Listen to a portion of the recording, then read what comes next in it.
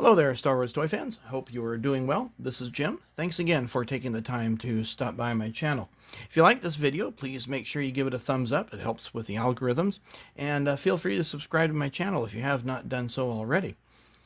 Well, the focus of today's video is a continuation of a series that I've done in the past, comparing the vintage Kenner line of figures to that of Hasbro, at least those that I have in my collection.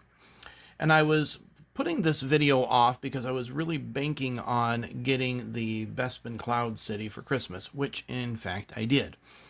And it looks complete, but it's not. And I'll do a future video on what is original within it and what is reproduction. But without further ado, let's go ahead and take a look at the Bespin figures.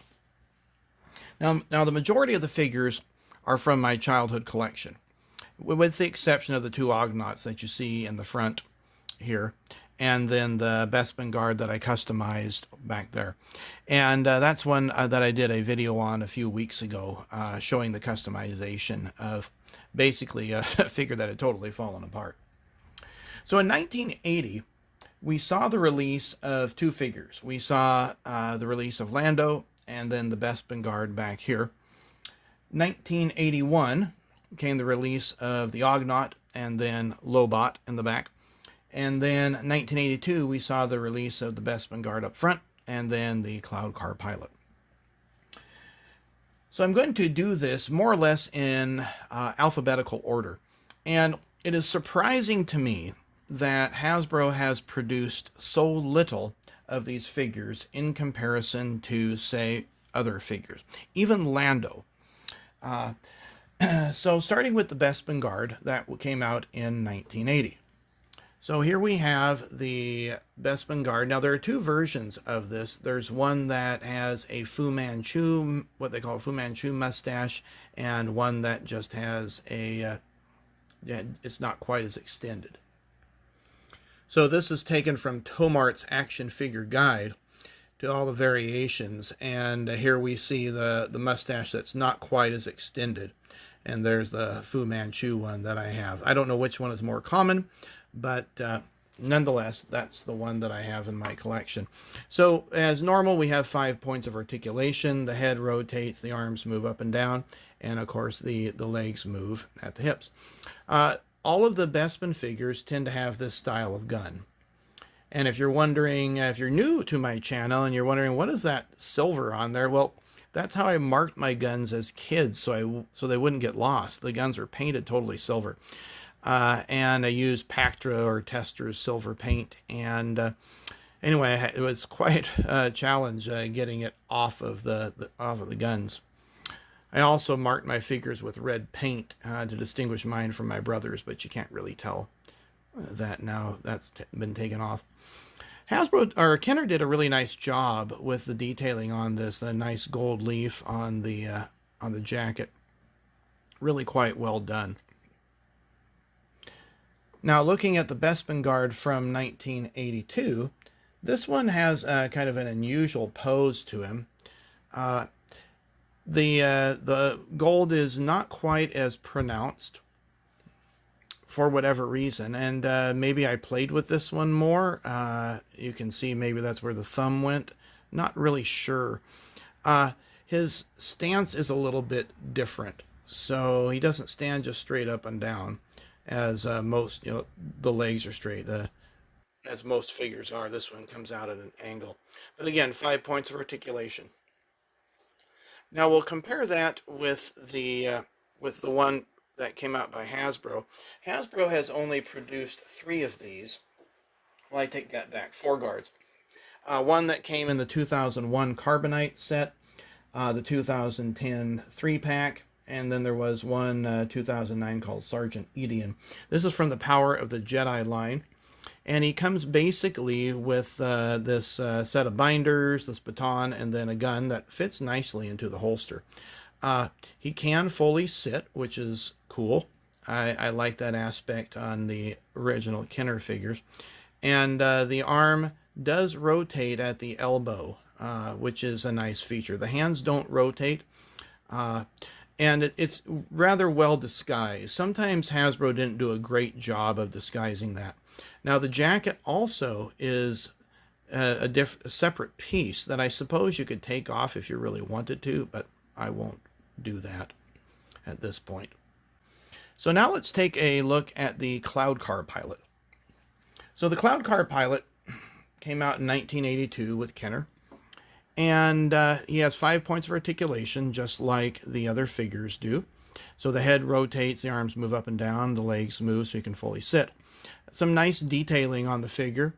I would assume it's molded in white, and the yellow is just paint, and probably it's yellow molding there. It looks like orange paint. The Cloud Car Pilot came with a new type of blaster.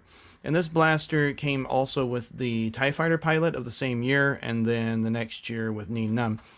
And then he also came with this communicator, which is notorious for getting lost. These weapons that you see here are all from my childhood. I was very astute about making sure I did not lose them. Now, mysteriously enough, Hasbro, to my knowledge, at least looking at JediBusiness.com, has only produced 2 different Cloud Car Pilots. One in 2004, which I'm holding here, and then one in 2010. So this guy also has a communicator, and you'll see I haven't taken off that little rubber band. And then he has a gun that fits in the holster.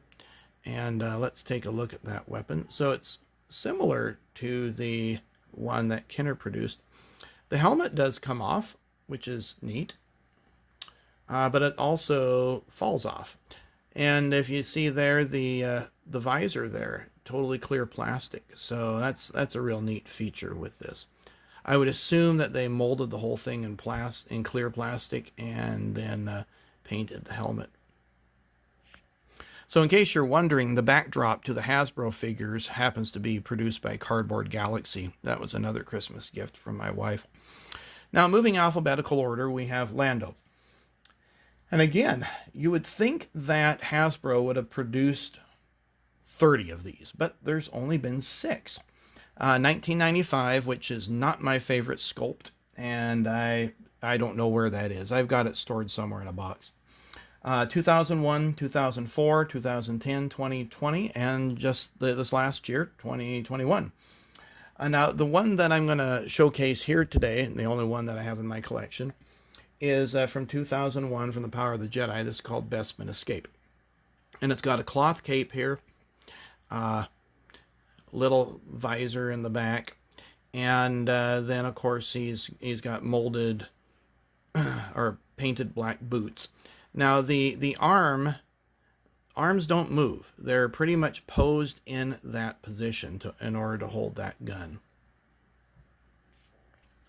But looking at the back, it's got some nice detailing on the fabric. Now let's compare that with the 1980 Lando. And again, this is my childhood one. Now there are 2 different versions of this. We have the Lando that has teeth painted white and Lando that doesn't. And obviously this is the one that doesn't. Let's take a look at the Tomart's Digest there, and there we have the one with the white teeth. It's probably a little bit out of focus, but they're the 2 different versions of Lando. So again, 5 points of articulation, and uses the regular Bespin gun. Hands are painted black. You can see the wear on that. He got a lot of use when I was a kid.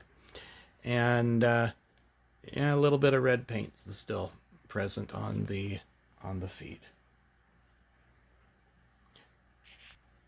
Well, moving now to Lobot. Oops, there went a Bespin guard. Here, we'll pause this. Lobot did not want to come off of that foot peg. And those are customized foot pegs that I made for the set because it did not come with them. And I'll do a video on that for you guys in the future. So Lobot, this is a nice sculpt.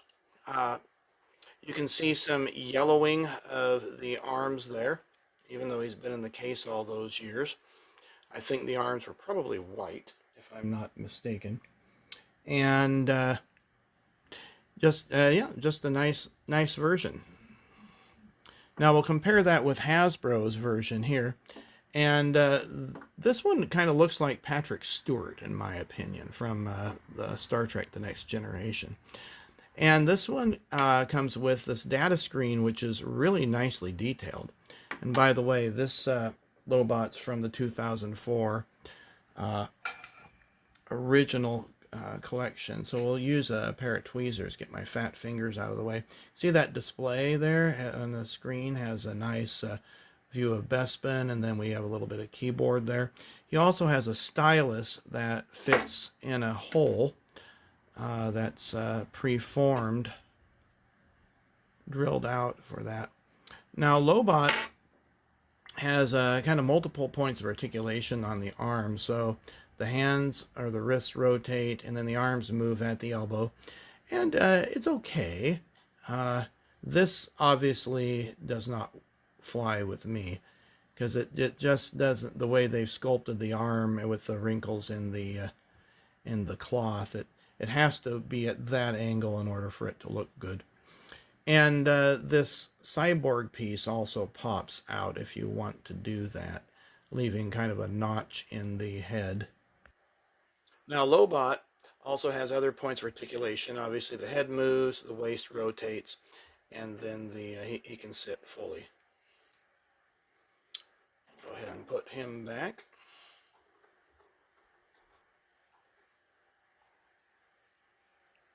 Now with Lobot, there have only been 3 releases. The 1998 one, then 2004, which is what I showed you, and then there's supposed to be one coming out in 2022. So really there's 2, but third upcoming. Now we'll finalize this with the Ugnaughts. So the Ugnaughts with Kenner came out in 1981 along with Lobot. And there were 2 different versions of the Ugnaughts. There's the one with the blue smock and the one with the purple smock. Now this is the one that happens to be from my childhood. And again, you know, this is pretty common, 5 points of articulation. He comes with this bag here. The Ugnaught can fully sit. And surprised that there's no red paint on that. I must have gotten that off pretty well. Now the purple smock, well, we'll just compare both of them there.